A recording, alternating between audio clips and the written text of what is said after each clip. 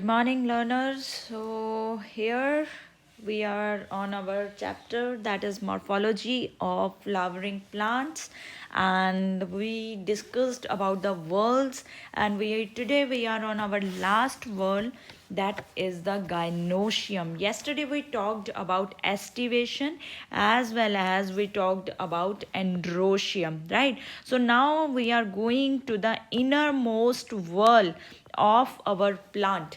You everybody of you know that what is the innermost whorl of the plant or innermost whorl in the plant. What is the innermost whorl? That is gynoecium, right? And the female, it is the female reproductive part of the flower. Yesterday we talked about the male reproductive part of flower. Now gynoecium, it is made up of your carpel, right? And every carpel, it has three parts. What are those three parts? Very well all of you know that the tip, that is known as stigma. Then they have a long filament like structure which is known as, or a tube like structure which you can say, that is the style. And at the base there is a swollen part which is known as ovary, and together they are known as carpel. Stigma, style, and ovary. So on the basis of the that how many carpels they make a complete whorl, how many carpels they make a complete gynoecium. Sometime we have different conditions in a plant. Few plants they are having monocarpellary condition, means only single carpel, right? Stigma, style, ovary. And this monocarpellary, it is a very characteristic feature of legumes plants, right? Legumes, in legume the monocarpellary situation is fine, means one carpel, stigma, style, one ovary. Sometime in the few plants there is the condition which is called bicarpellary. Now if you look at the carefully, the term bi means two and carpellary means carpels. So bicarpellary means it is having two carpels. So bicarpellary, when you say bicarpellary ovary, then what will be your answer? Bicarpellary means that according to the number of carpels, the number of carpel here is 2. Now brinjal is bicarpellary, right? Brinjal, you can recall here the example, brinjal is bicarpellary. If you recall the example in where did we discuss brinjal? When there was the sepals, they were persistent even at the time of the fruit. So brinjal is famous for its bicarpellary condition as well as it is syncarpous. It has two carpels and they are fused. ये question आता है, right? Question कैसे आएगा आपको? Bicarpellary gynoecium is observed in, then you will be asked with the mustard, banana, pisum, and brinjal. Brinjal has bicarpellary ovary, and so brinjal is bicarpellary, which is having two carpels. And then there is sometime example that is given about the different example, like the multicarpellary. You can write down the banana, right? Polycarpellary, or you can say here you can mention the example of banana. So monocarpellary, if P is given, then that is monocarpellary. And legumes, they belong to monocarpellary, one carpel only. 2, there is the brinjal. Polycarpellary, then there is the banana is the correct example. Now if they are having 2 or more than 2 or 3 more than 3, then this condition can be arise that now these carpels, they are more, then are they fused or are they free? So if the carpels they are fused, the condition you will use is syncarpous. That is why we have said in the brinjal that it is bicarpellary and these carpels they are fused. So brinjal's gynoecium is bicarpellary and syncarpous.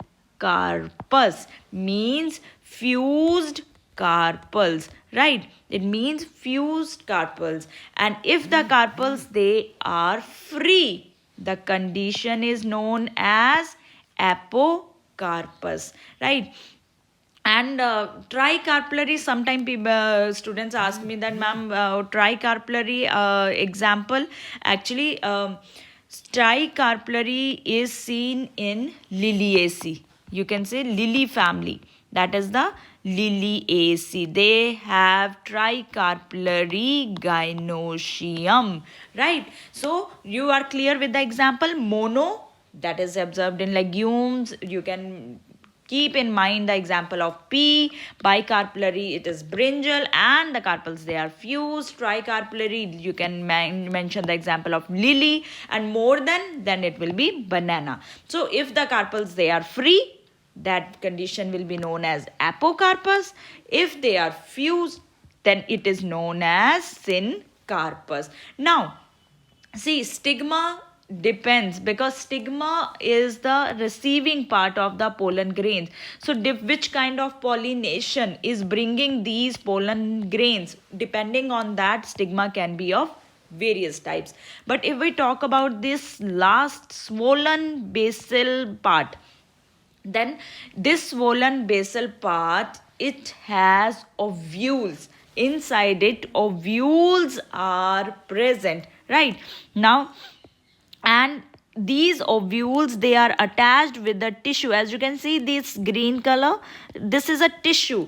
There is a special type of tissue which is known as placenta, and to which ovule, this whole red portion which I have drawn here, don't worry that why ovules are drawn like this. This whole complete structure of ovule is in the class 12th syllabus, right? In the reproduction chapter of the flowering plants. So you don't need to worry. Then you will learn the whole internal structure of these ovules, right? So this ovule inside has the embryo sac, which have the antipodal cells and the synergid cells and the egg, and in the center there is the nuclei. So this is ovule, and inside it there is embryo sac. Now ovary can be inferior, ovary can be superior, it can be half inferior of half superior, that we already discussed. These, the thing is where we have to concentrate, that see, outside is ovary, right, which changes into fruit, and inside this fruit there are the ovules which change into seeds. So till now, the technical term for a very true fruit which we use, that ovary changes, this portion will change into the fruit after fertilization, and this ovule, it will change into a seeds. And ovules, always remember, ये question पूछा जाता है exam में, that ovules, they are attached to the placenta in the ovary. They are attached with a special tissue, and that tissue is known as placenta. Now it is not the same arrangement in all the flowers. So arrangement of this placenta in the ovary is known as placentation, because this time placentation is not given in our syllabus for your house examination. So I'm not taking it here, but yes, I will make a separate lecture on the placentation for you, which will be very, very helpful for you in the NEET examination, and we will go through the questions also. But always remember that this arrangement of placenta in the ovary is known as placentation. So at the end, when the fertilization happens, after fertilization, what happens is ovary develops into fruit, and ovule, they develops into seed. This is all about the gynoecium, in which carpels can be monocarpellary. In the pea plant, you can observe them bicarpellary. In the brinjal, B for brinjal, B for bicarpellary. Tricarpellary you can observe in Liliaceae, and poly you can observe in the, or sometimes in few books it is written as the multicarpellary also, right? that is observed in the banana. If the carpels they are fused, that is condition is syncarpus. If they are free, that is known as apocarpus. So let's now today's the last portion of the today's lecture, that is the inflorescence, morphology of inflorescence. What is inflorescence? You must have seen that if this is the branch or this is the central axis, sometime on these kinds of flowers they grow on the separate branches, right? Like this branches, their flowers grow, and sometime this is the central axis and flower grow here and then here and then sometime here like a bunch. So this arrangement of flowers on the main axis, it is called inflorescence. Don't get confused, don't confuse yourself. arrangement of placenta, placenta किसके अंदर present होता है? ovary के अंदर. arrangement of placenta in the ovary, इसको हम बोलते हैं placentation. arrangement of flowers on the axis is known as inflorescence. बहुत क्वेश्चंस आते हैं प्लेसेंटेशन और इनफ्लोरेसेंस से, so you need to be thorough about these topics.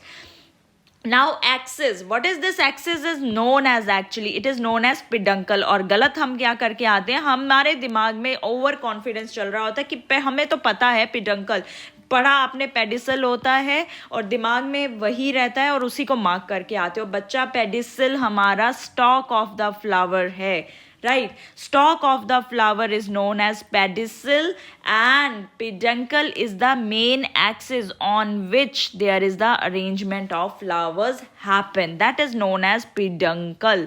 So read very very carefully. peduncle को pedicel नहीं समझना है, pedicel को peduncle नहीं समझना है.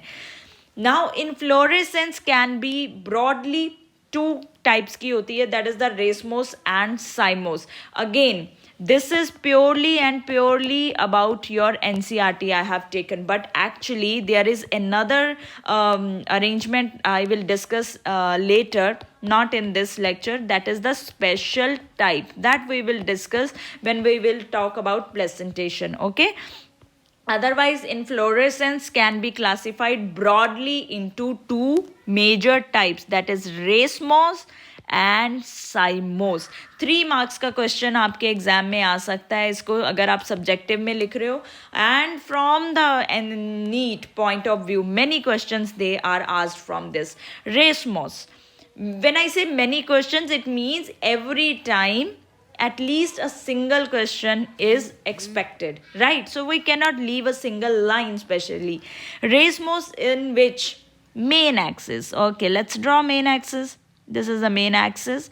So this peduncle never terminates. This is the main axis. So this never terminates into a flower. So now you can say when there is nothing, it will grow. It will grow. It will grow unlimited. So it will continuously grow. This kind of inflorescence is called racemose, जिसमें हमारा main axis कभी भी terminate नहीं होता है. You can imagine like it's a kind of free. It grows continuously. Now, arrangement of flower is acropetal. What do you mean by acropetal? Look here. This is the main axis. This is your peduncle. Now, on this, there are the branches. These are long branches which are arranged at the base, and then their branches get short. So on this longer branches, the flowers which are present, these are called older flowers. The moment you are going in the upward portion, the flowers which you will observe, they will be young. So the flower in which, or the plant in which such kind of arrangement is there, that arrangement of flowers is known as acropetal arrangement. And acropetal means bigger and older, they are at the lower flower, and upper flowers they are younger and smaller. Now, main axis is monopodial. Very, very good point. Now, if you just see it here, that this is the main axis, main peduncle. Now, from this, there are the lateral branches which are arising, and from this further, the flower will be grown up. So, now the axis is only one. Single axis is visible. This kind of arrangement, when the branches they arise from main axis, single main axis, that is known as monopodial. So 3 points, 3 diagrams, 3 explanation.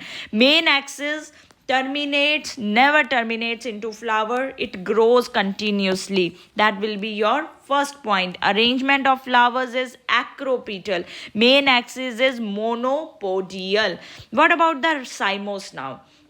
Now, this is the main axis. It always terminates into a flower. Always. So, always it terminates. Suppose this is the branch. This will terminate into a flower. Right? So, main axis always terminate into a flower. जब main axis ही flower में change हो गई, वहाँ पे flower बन गया, then it has a very very limited growth. It has a limited growth and flowers are arranged. यहाँ पे कौन सा अरेंजमेंट था? एक्रोपीटल, जो आपने पाइन ट्रीज में भी डिस्कस किया था. यहाँ पे flowers are arranged in basipetal manner. What do you mean by that? Means if suppose this is our main axis, right? Now from this main axis, as you can see, there is one flower, then there is flowers, small flowers, small flowers, so there will be small flower.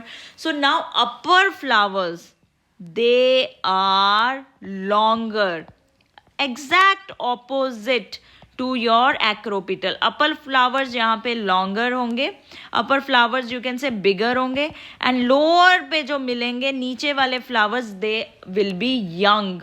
They will be young and smaller. This type of arrangement in which the lower flowers they are young and smaller, और आगे वाले ऊपर वाले सबसे पहले ऊपर वाले जो हैं वो बिगर हैं, क्योंकि मेन एक्सिस से ही तो बनना शुरू होता है. वहीं पे सबसे पहले आपको ओल्डर फ्लावर्स मिलेगा, फिर यहाँ से new flower, then new, these will be younger. This kind of arrangement is known as basipetal arrangement, and this you can observe in the dianthus. If you look at this flower, beautiful soft shiny petals it has, and as you can see there is main axis पे ही पूरे आपको flowers you can observe, right? Main axis पे these flowers they are terminate from the main axis. So this is cymose arrangement, and this is dianthus flower, right? So main axis is sympodial. Sim का मतलब कुछ तो हमें fusion मिलने वाला है यहाँ पे. So sympodial का मतलब होता है, now just look here very carefully, very very carefully, कभी नहीं भूलोगे आप. Now हाँ ये हमारा main branch था, right? This is the main जो है actually ये one branch. This was the one branch, यहाँ से flower निकला, then there is the another one, there is another, these are the branches.